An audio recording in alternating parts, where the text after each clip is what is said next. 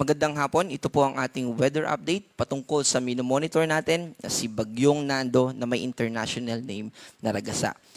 Sa kasalukuyan, ito ay nasa 770 kilometers east ng Etiague, Isabela. At ito ay may taglay na lakas ng hangin na umaabot ng 140 kilometers malapit sa mata ng bagyo at 170 kilometers per hour na pagbugso o bigla ang paglakas ng hangin sa paligid nito.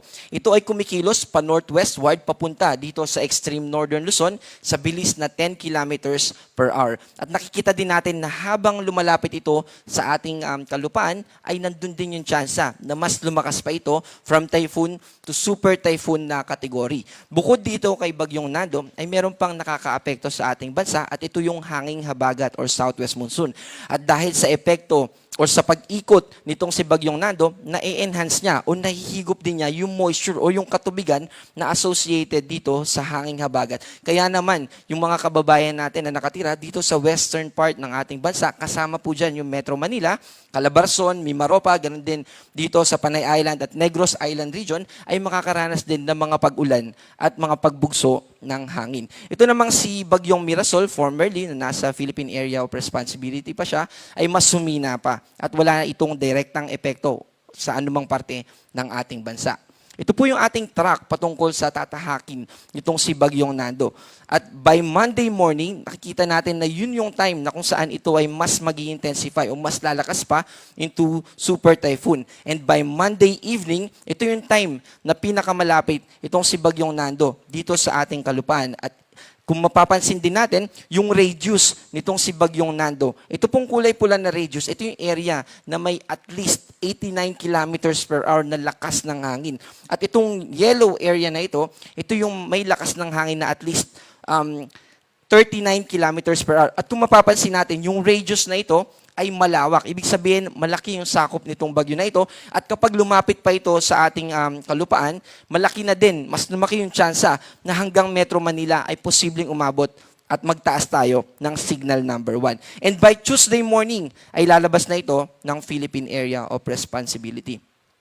At dahil dito kay Bagyong Nando ay meron tayong nakataas na signal number 1. Ito yung mga lugar na makakaranas ng lakas ng hangin na umaabot ng 39 hanggang 61 kilometers per hour. At dito yan sa Batanes at yung Babuyan Islands na part ng Cagayan, kasama yung Ilocos Norte, northern portion ng Ilocos Sur, Apayao, Abra, Kalinga, Mountain Province, Ifugao, Nueva Vizcaya, northern and northeastern portion ito ng Nueva Vizcaya, probinsya ng Quirino, northern and central portion ng Aurora, buong Isabela Province, and also northern and central portion ng Catanduanes. Kaya gusto po natin paalalahanan yung ating mga kababayan, yung 61 kilometers per hour na aabutin o yung sustained winds na ganong kalakas, kung sa palagay po natin ay meron tayong mga nakalatag na mga lona na pwedeng maapektuhan ito, ngayon na po yung chance natin na habang may kalayuan pa, itong si Bagyong Nando ay paghandaan na po natin.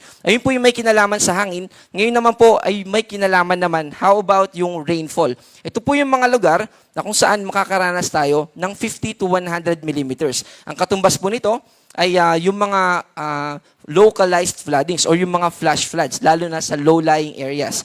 So, dito po sa Cagayan at sa Batanes, posible yung ganito kalakas na mga pag-ulan o karami.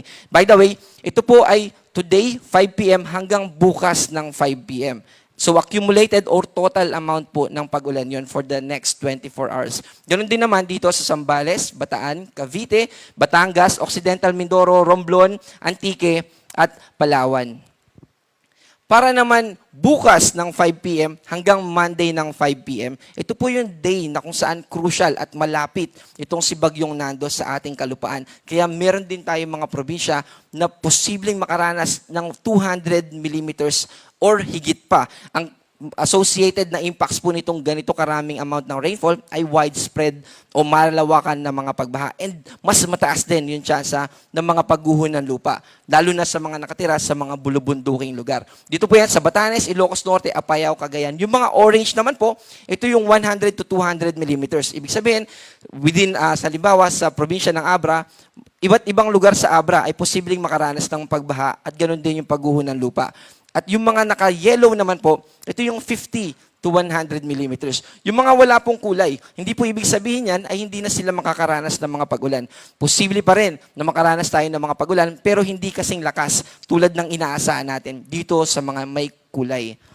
At ito naman po yung kadugtong nung bukas ng 5 p.m. hanggang Monday 5 p.m., 50 to 100 millimeters din. At para naman sa Monday ng 5 p.m. hanggang Tuesday ng 5 p.m., this time ay papalabas na po. Papalayo na sa ating kalupaan itong si Bagyong Nando. Kaya mababawasan din, kung mapapansin din po natin, wala na tayong nakataas na pula, pero meron pa ring mga orange.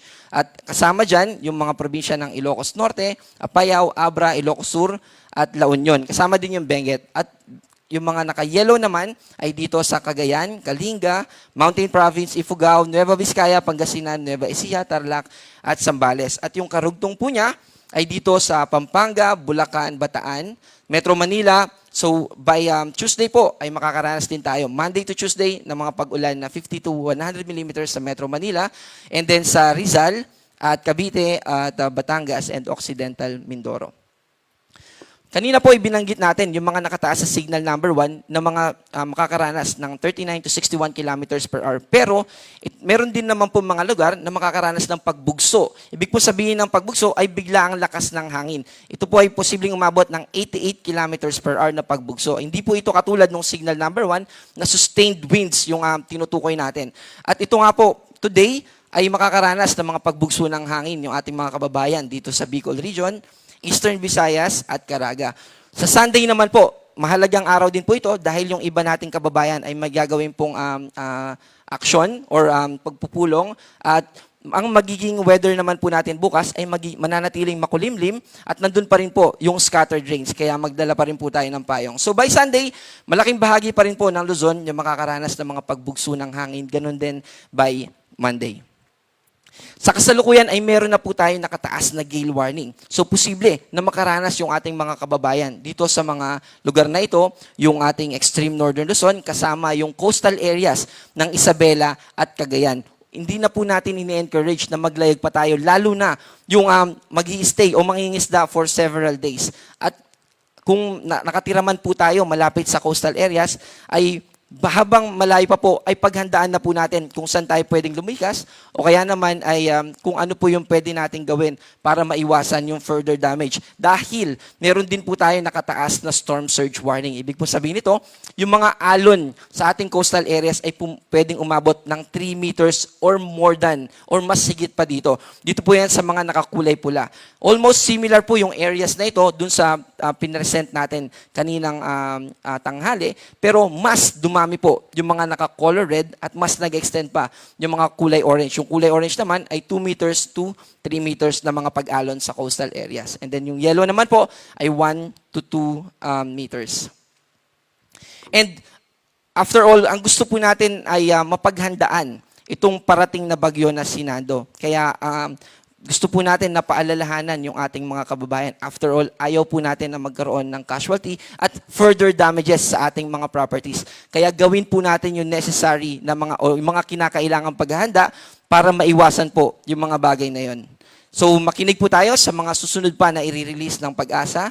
Magkaroon din tayo ng mga plano, maging household man ito or maging community-based. And then maghanda rin tayo ng emergency kit, maging sa sugat man yan or sa pagkain para ready tayo in case na maapektuhan tayo. And then yung number 4, kapag nagsabi na po yung DRRM offices natin na lumikas na, ay sumunod po tayo. Ang susunod po natin na weather tropical cyclone bulletin ay mamayang 11 p.m. Ako po si John Manalo, ang panahon ay nagbabago, kaya maging handa at alerto.